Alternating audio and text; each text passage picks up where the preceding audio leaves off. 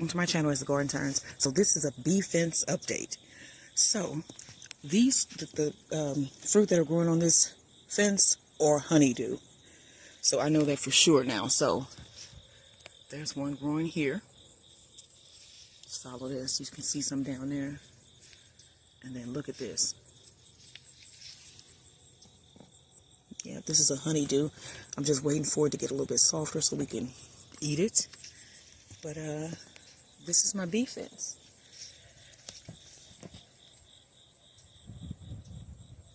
How pretty is that?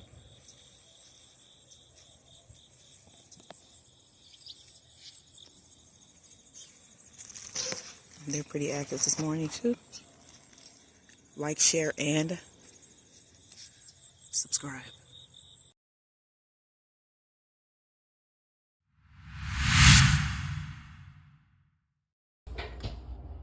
Hello everybody, welcome to my channel. It's Garden Turns. Hey Maximus.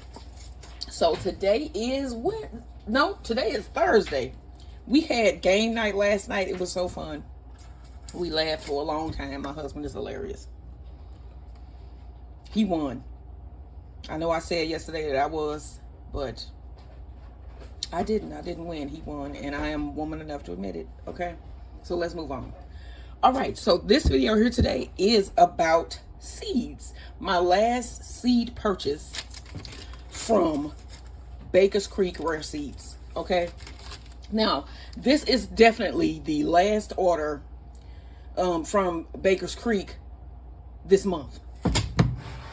I'm just saying, I don't know. Usually I have purchased all my stuff by now and I know what I'm going to do. But also there's that little part of me that always sees something that I like. And then I'm like, you know what? I could squeeze that in. I'm going to try not to do that this year. Because I think most things that I have this year, I have a place for them. I've already planned out how I want everything laid out in the yard. The first video you probably, the clip you saw before we're going to start discussing these seeds is probably a video of a honeydew, the honeydew that we grew last year. I was so proud of that honeydew and it was so delicious. Didn't you like that honeydew? Oh yeah, delicious. It was good. Okay. And so I always do melons and watermelons every year. And every year I get at least one or two from the vine. Like watermelon, we normally get ridiculous amounts of. The like cantaloupes, the melons, like we had Kahori melons last year. They were great.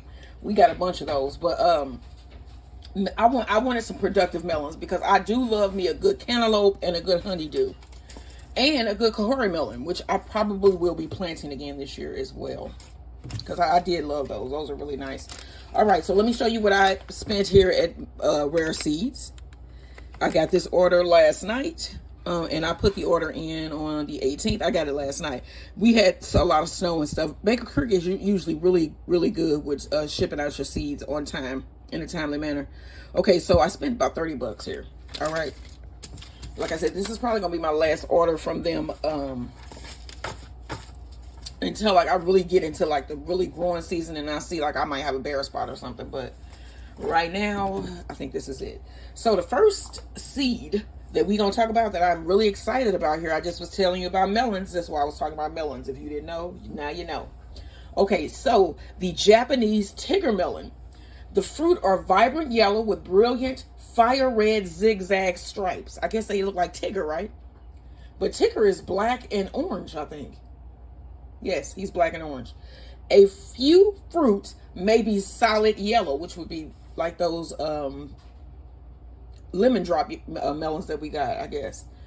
They are simply beautiful. They are also the most fragrant melons that this person had ever tried, with a rich, sweet, intoxicating aroma that will fill a room. The white flesh gets sweeter in dry climates. What? I'm excited.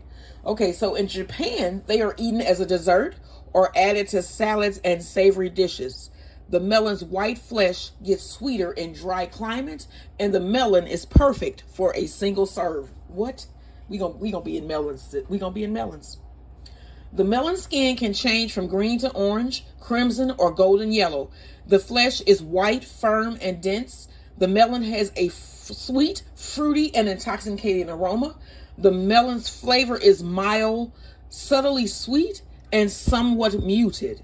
So it's crisp and bland at the same time, I guess. So that, I mean, I guess that equals out to it would be delicious, I guess. The melon is easy to grow and can develop its characteristics in dry summers. And in St. Louis, y'all, we get some dry ass summers. All right. Okay, so growing tips. You need to sow these seeds at least a ½ inch deep. You want to plant it in full sun. Plant in a slightly sandy, rich, and well-drained soil. You want a trellis for this fruit here. Stop watering as the melons reach maturity to prevent splitting. I'm taking all of this in as I'm going through it, you know. Harvest when the stem disconnects readily from the vine. So not when you go out there and find it on the ground and it be busted up. You actually got to go out and touch on your plants. You know what I'm saying? So like you go out and you touch it and it just fall off in your hand instead of you going out and you just walk around it, go in the house and come back and find it busted up on the ground. And then you be like, why? You know. But yeah, that is the Japanese tiger melon. All right, hope y'all grow this with me. All right. It takes 7 to 14 days to sprout, and it takes 90 to 120 days to reach maturity. It is a pocket-sized melon with crisp, sweet fruit and beautiful striped skin. These melons top out at 10 to 12 ounces each, and they have prolific vines, which means they just go. Once they get going, they just go. So, all right, y'all. All right, on to the next one. And I think we're going to come back once we get the next melon, because I got 2 melons, and we're going to discuss some of the pests that could be associated with these. All right, next.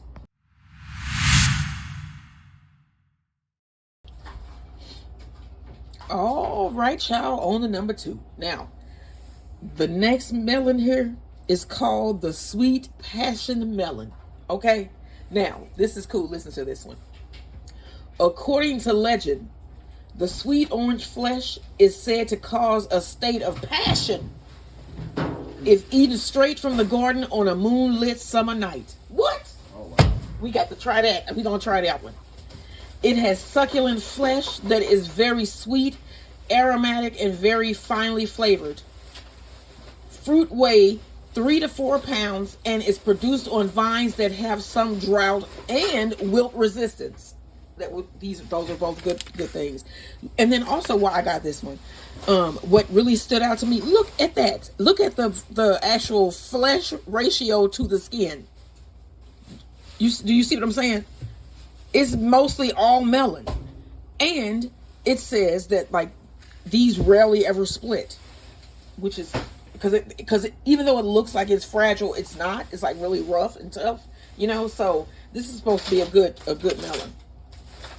It is an heirloom variety of cantaloupe originating from Ohio. Shout out to Ohio. Y'all got a good melon here, I hope. Let's see. We'll see. It originated in Ohio with a leg in stating that eating a ripe melon straight from the garden on a moonlit night can produce a state of passion. Okay, it produces a 3 to 4 pound olive fruit with sweet aromatic salmon colored flesh, and it has some drought resistance, making it a unique and flavorful melon variety. It was cultivated first in Ohio in 1920. It typically weighs each fruit between 3 to 4 pounds. It can tolerate some drought and wilt. It prefers full sun. All right, so that is a little bit about this melon here. It sprouts in 7 to 14 days. You want to plant this at a ½ inch depth. And yes, that is about it. Full sun, don't forget.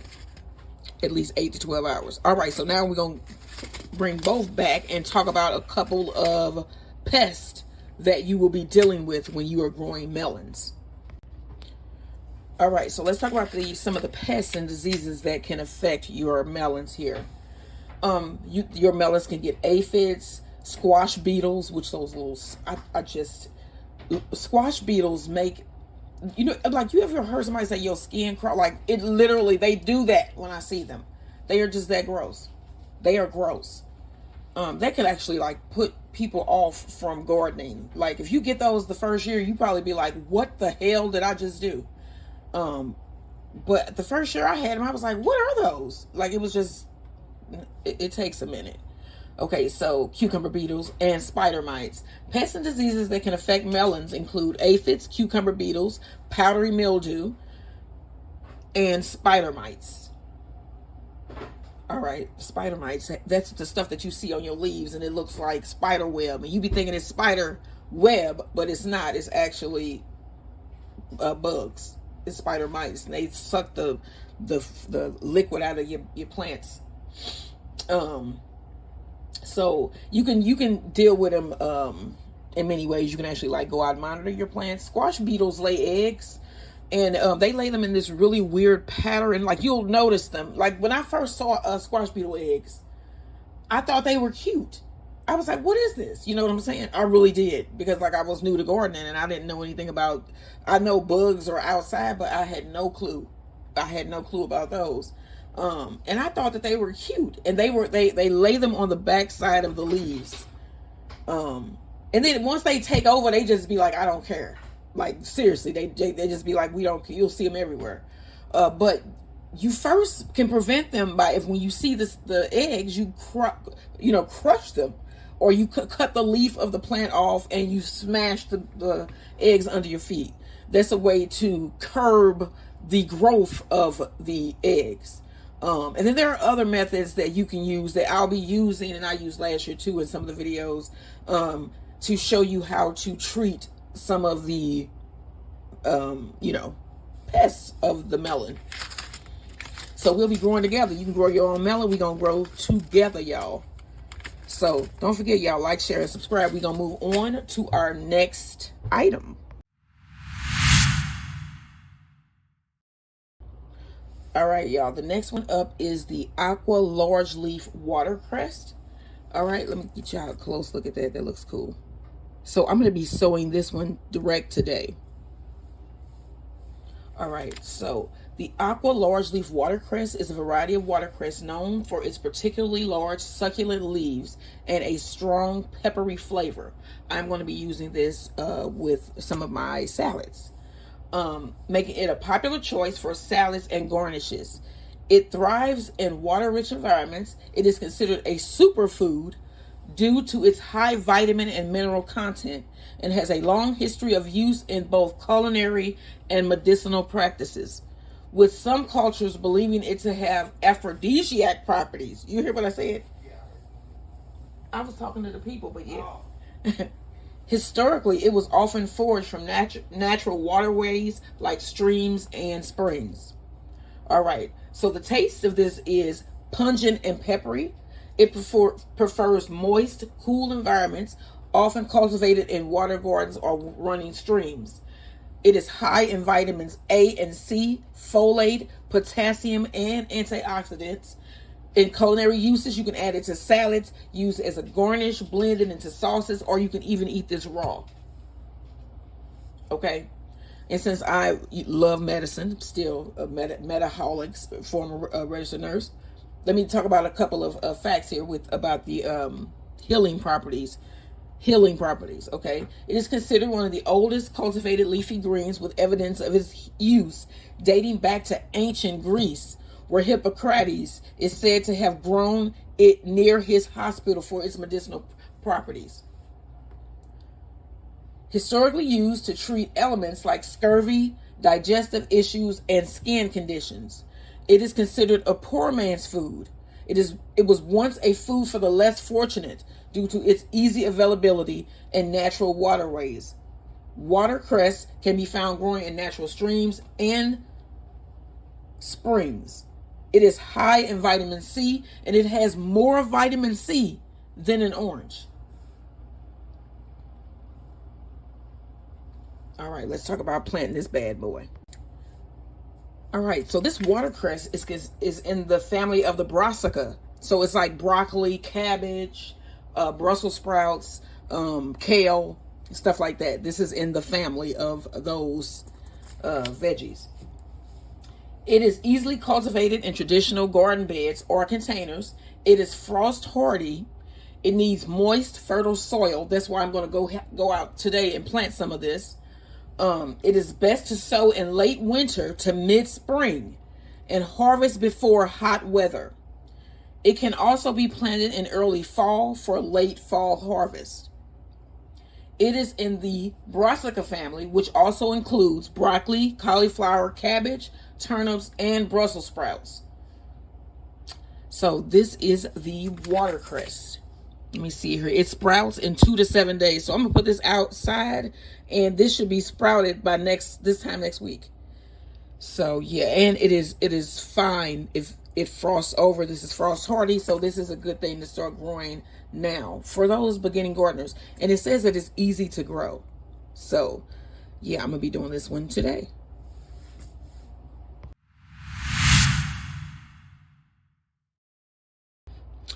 All right, y'all. The next one up is the giant red celery. Look at that. That looks so cool.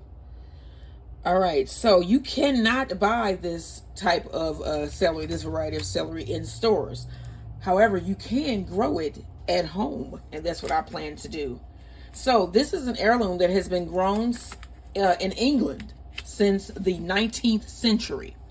Giant red celery has a reddish purple stalk that turns pink when cooked.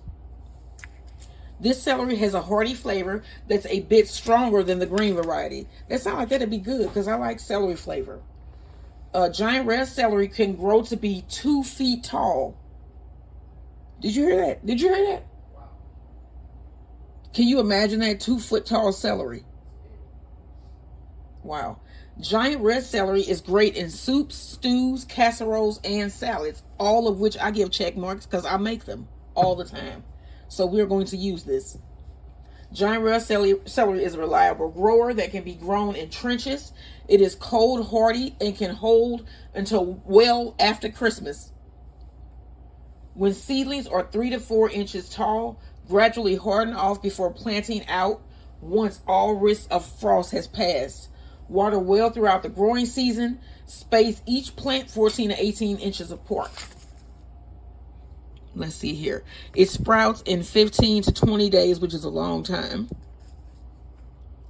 You want to plant these at an 1/8 inch depth and give them at least 10 inches apart. All right. And that is the red leaf. Did I talk about any of the nutrients? Let me say something about some of the vitamins before I go on to my next one. Red celery is a source of vitamin K, which is, okay, not only does it assist with faster wound healing, I was going to say that it helps with the clotting factor. But vitamin K helps with your blood clotting factor as well. It helps you to clot. And it also helps with wound healing. It is loaded with potassium to balance fluid levels within the body, vitamin A to maintain healthy organ function, and vitamin C to strengthen the immune system while reducing inflammation. And I need all of those things. So hopefully we can get some of this red celery growing. And it would be really nice and cool to get it, growing in at 2 feet. Yeah. All right, moving on.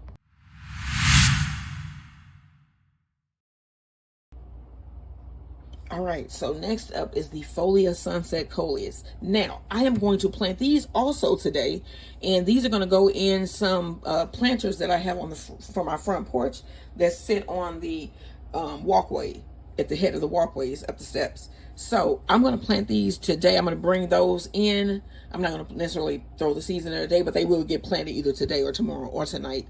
Let the soil give it a little bit of nutrients, give it some, some good stuff, and then I'm going to plant these and put them in the greenhouse area so that they can start growing, because these take a while to mature. Okay, so here are some fun facts about the Folia Sunset Coleus. It is a blend of crimson and mahogany.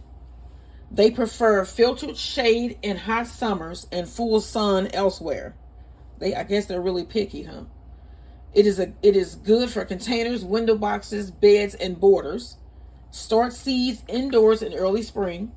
Cover lightly and keep very warm. That's why I said I'm not going to plant these until the soil that I have in those cooled, warm up, and then I'm able to add some nutrients to the soil. Pinch to encourage branching. It is a member of the mint family, which is, if you look at that, you can actually tell. It is native to the tropics of Asia and Africa. It is grown for its colorful foliage, not its flowers, as you can tell. They are easy to grow, and they thrive in both garden beds and containers. They are very cold sensitive and will be the first to be affected by cold overnight lows.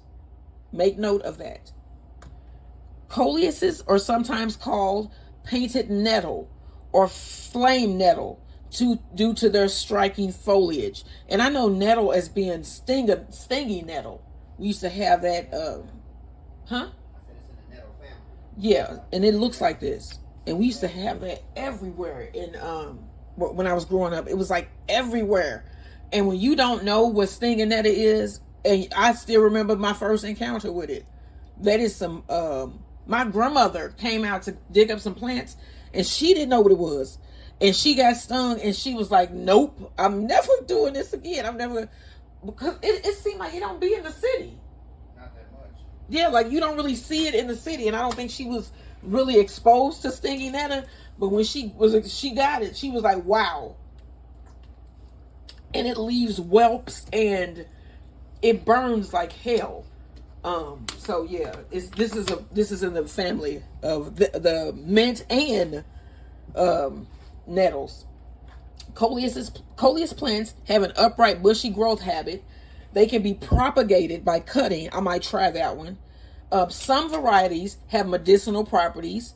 In some cultures, coleuses are believed to have spiritual or magical properties. Yeah, I don't get into it like that, but hey. Now, it says it takes 10 to 20 days to sprout. You want to plant them 6 to 8 inches apart at an 1/8 inch depth, and they like minimal to full sun. They can be picky. So that is the Folia Sunset Coleus. I'm going to have these on my front porch. All right, next.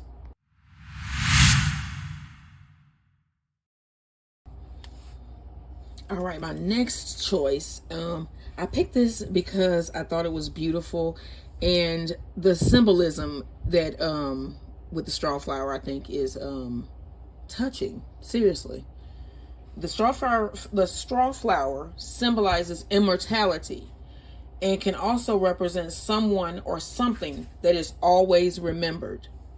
And do you know why? Because the Strawflower, it has an everlasting color. It retains its color and shape as a dried flower, and is sometimes commonly called golden everlasting in reference.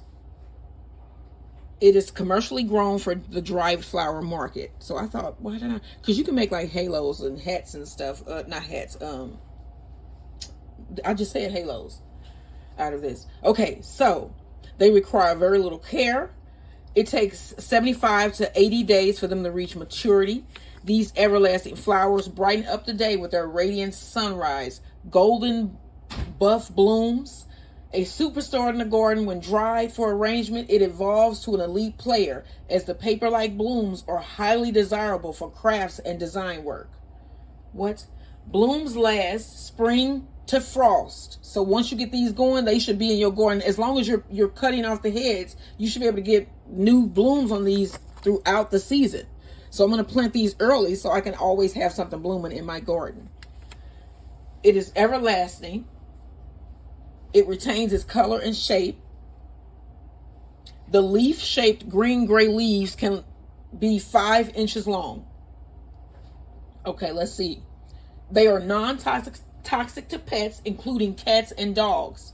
This means you can plant these bright, cheerful flowers without worrying about potential poisoning hazards if your pet happens to chew on a leaf or two.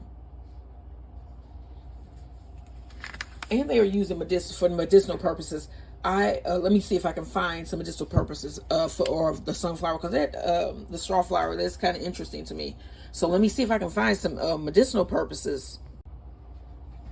Okay, so they have a lot of properties. They are used traditionally for skin irritations, burns, and insect bites. What? These vibrant blooms pack a punch in the healing department. They are considered anti-inflammatory, antimicrobial, antitussive, which means they help with cough. They are an astringent. They are a diuretic, which means they remove fluid. They are antispasmodics, which means they stop like seizure-like spasms. They are an expectorant, which means they remove, if you have something in your lungs when you cough, it'll help to remove that. They are considered a fungicide and a liver stimulant. What? So not only is this a beautiful and everlasting plant, it has a lot of medicinal purposes as well. So this is the king size golden strawflower.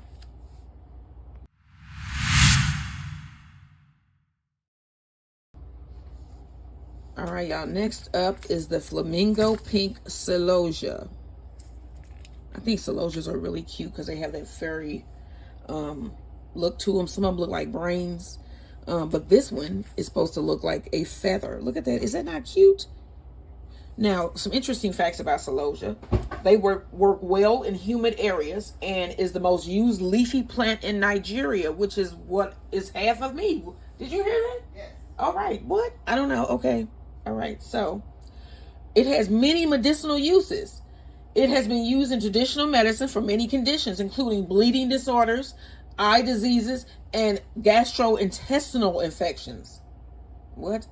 Celosia has been used to treat headaches, sores and ulcers, skin eruptions, painful menstruation, and carpal tunnel. I need to look into that because my tunnels are carpal. Okay.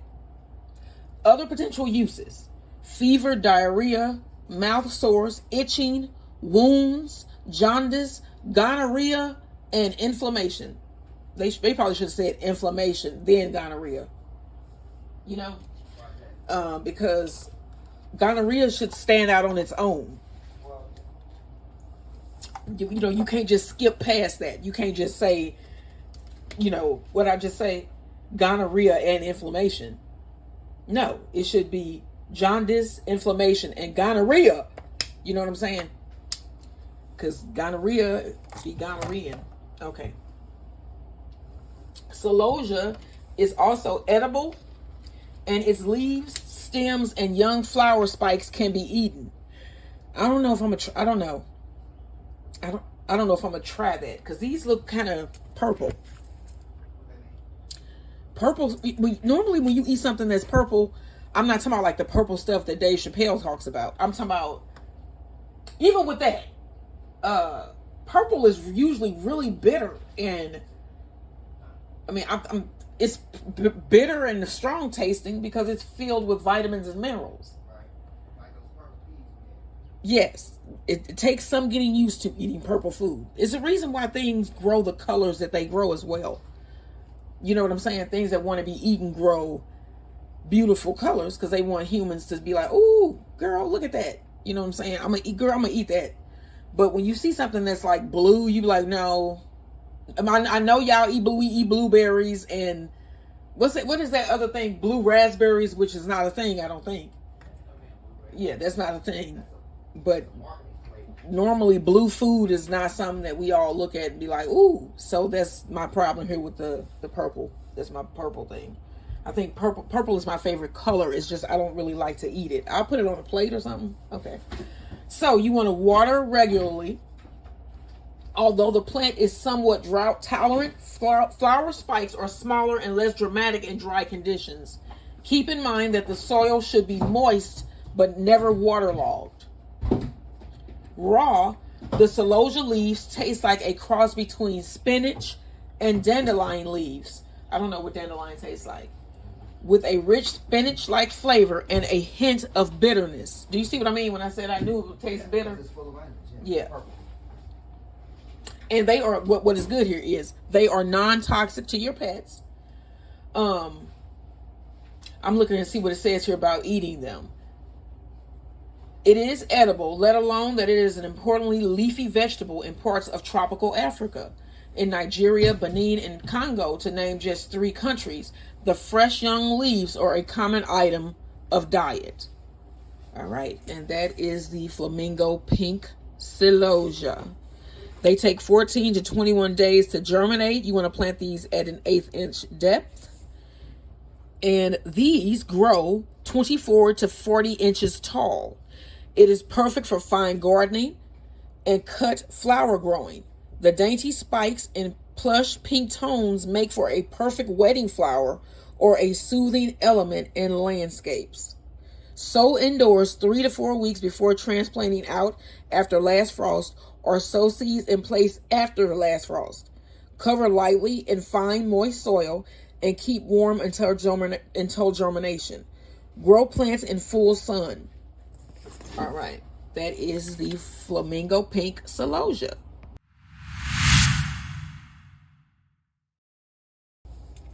All right, and last up we have the Higyaku red stem celosia. All right.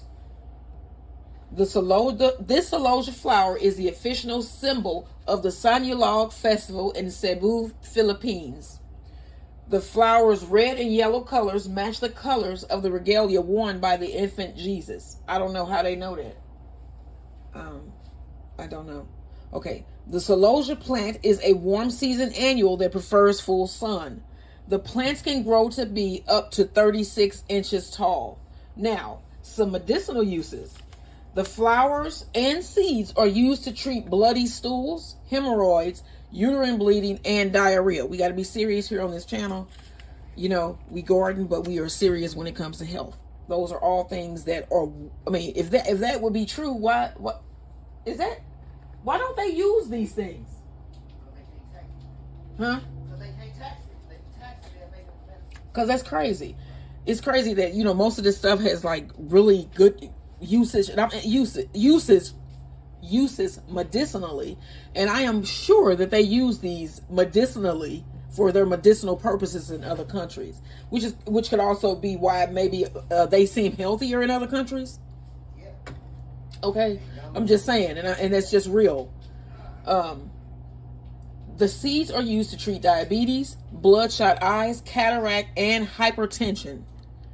The leaves are used to treat infected sores, wounds, and skin eruptions.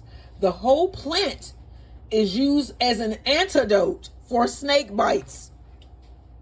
The roots are used to treat colic, gonorrhea, and eczema. Okay, you know what? The plant has anti-inflammatory, antibacterial, antiviral, and antioxidant properties. Okay, I can't. The plant is used in Indian medicine. The plant is used in traditional African medicine to treat sores, chest pains, diarrhea, and menstrual cramps. The plant is consumed in soups, sauces, and stews in Nigeria. You know, I probably will try to eat some of this. What do you think? Yeah, try. It is known as the coxcomb or wool flower. It is an edible plant that is sometimes used in salads and as a garnish. It is a good source of nutrients and has several potential health benefits, including rich in antioxidants. They contain antioxidants that help protect cells from damage caused by free radicals. So it fights cancer. Yes, fights cancer.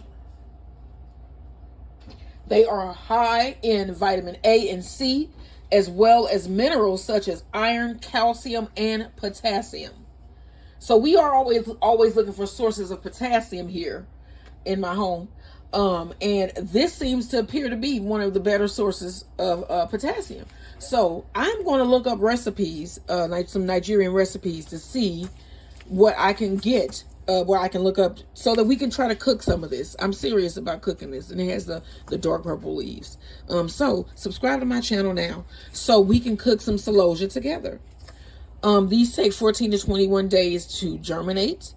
You want to plant these at an 1/8 inch depth, 6 to 8 inches apart, and they require full sun 8 to 12 hours a day.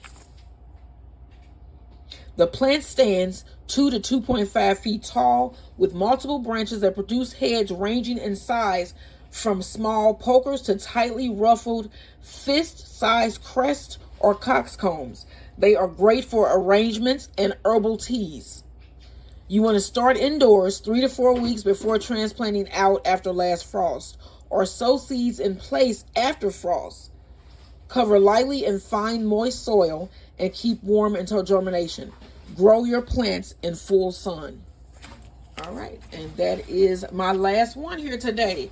Now, I don't know. Let me see. I'm going to see if there's any real, like, pests that we can talk about with the rest of these flowers here, like with the Strawflower and the celosia and the coleuses. And yeah, let me see if I can find any information on pests, and we'll discuss those, and then that will be it. Okay, so with celosias, let's see. With the celosia here, I have two. I have this one here and this one here. So let's talk about some common problems with the celosias and pests or diseases. Okay, so there really are none. Okay, so the celosia most common pests are aphids and thrips. You can get rid of those pretty easily, and they really don't usually like kill your plant. Aphids can. I'm not even gonna lie to you. Aphids can. But they are generally quite robust and problem-free. What? So grow some celosias. These pretty much, you want to avoid overwatering and overcrowding of the plant to increase air circulation. And that is it with the celosia. All right. Okay, so this beautiful Strawflower pests, little bastards. They can be affected by pests like snails and slugs, aphids and whiteflies, as well as diseases like downy mildew, powdery mildew, and aster yellows. So you have to take care of these. Avoid overwatering and ensure good air circulation to prevent these diseases. So we'll deal with those diseases together. Aphids eat every damn thing. They eat everything. Everything. Wow. All right. Now let's see what the coleus brings. All right. And then coleus, and then I'm gonna tell you a couple about the watercress, and then it's over. All right. So the coleus can be affected by pests like aphids. I mean, they just do it all. They do it all. Mealybugs and spider mites, and diseases like root rot and downy mildew. Aphids know they something else, baby. Let me see. Can y'all see that? I'm looking at this right now. Look at that. That's an aphid. And then they come in like different colors. Like last year we had aphid infestation in the gourd walkway there. These little bastards. Yeah. So those are aphids. And then lastly, we're going to look at the watercress. And then I'm going to sign out for our seed ID and discussion. Hopefully you guys are enjoying these videos. And yeah, we're going to see what ails the watercress. All right. And lastly, the aqua large leaf watercress can be affected by a variety of pests and diseases, including insects, leaf spots, and root disease. So whiteflies, spider mites, snails, aphids, fleas, and mustard bugs. It has no specific disease problems in most production settings. However, again, whiteflies, spider mites, or snails are some of the most common insect problems. Whiteflies are found underneath the leaves and can be controlled with soapy water or insecticidal soap, which is usually what I use on my pests, and it normally does the trick, usually. Like I said, with those dang squash bugs. Oh my gosh. Let me see if I can do this real fast before I squash bug eggs, so you can see. When I say that their eggs can be, okay, you know what? Y'all probably think I'm crazy, but that right there is squash bug eggs. And they're on the other side of the leaves. Let me see. You'll find them like this. They'll be on the underside of your leaves. And they'll be like that. And I was like, what is that? That is the strangest thing. So now that you're here and you're looking, those are bug eggs. And they hatch these things that make you want to. Let me see before I go, because I know I am annoying. I'm talking, but I just got to show you this thing because they make me itch. Okay, and you'll normally find them. So you'll see here. You see how they have the egg, and then you see they've hatched. And they come in various sizes. And those little ones are usually all over every freaking thing. And then that's the adult. That thing. And then they're everywhere. And they just come up and look at you and be like, okay, what? Okay. Like they literally be like, I'm going to throw down my whatever I'm eating here, which usually is the sap of your plants. Okay, I'm just going to throw this down. And they literally turn around and look at you like, what's up? What? And if that can be intimidating, I'm just saying. So, yeah, that will end this video here today. I have talked my mouth dry because I do love to talk. Sometimes. It depends on the situation. But I will see you guys in the next video. And I will be putting out my video that is coming up next for the Dollar Tree seeds, because we visited the Dollar Tree yesterday. And they are starting to run low. So if y'all want some Dollar Tree seeds, y'all need to get to the Dollar Tree. And then they have these really cute mushroom lights that I plan on going to go try to find some more of on his vacation week. I know he may not like that, but we gonna do it. I'm gonna show y'all one of them. Hold on, let me go grab one, and then I'm gonna sign out. All right, y'all. So here are those lights, man. These were $1.25, and if you don't know, now you know. These, I love me some trolls, some like gnomes, little trolls. I have them sitting out looking. I think they're really cute. I have them on my porch when it's holidays, whatever. But I do love the whole gnome thing, and these are $1.25. And I think they are so cute. I think they are cute. I even like how the base is. Look at that. It's got a little texture. I'm sure that these are going to fall apart, but for right now, these are beautiful. And I'm going to try to grab a couple more. I only was able to find 2. They come in different colors, and they're $1.25 a piece. But these, if you love like gnomes and stuff like that, these are currently on sale at Dollar Tree for $1.25. And even though they are cheap, they provide light. I have ones outside still. It's like once you put them in, if you don't touch them, they usually do pretty well. Now, if you're the type of person that's like, I'm gonna put this where I mow my grass and I gotta keep pulling them up, they gonna break up. I mean, that's any light. Yeah, I just normally place these and then I just don't touch them, and they usually do pretty good. I mean, eventually they'll burn out, but remember, you're spending $1.25. But I just wanted to show y'all these because I thought these were so cute, and I'm gonna go find me some more of these sometime this week. All right, y'all, don't forget, like, share, and subscribe as the garden turns. I'm gonna be planting a lot of stuff today, this week, and enjoying my hubby's vacation. And yes, he is my hubby. All right, y'all, don't forget, like, share, and subscribe.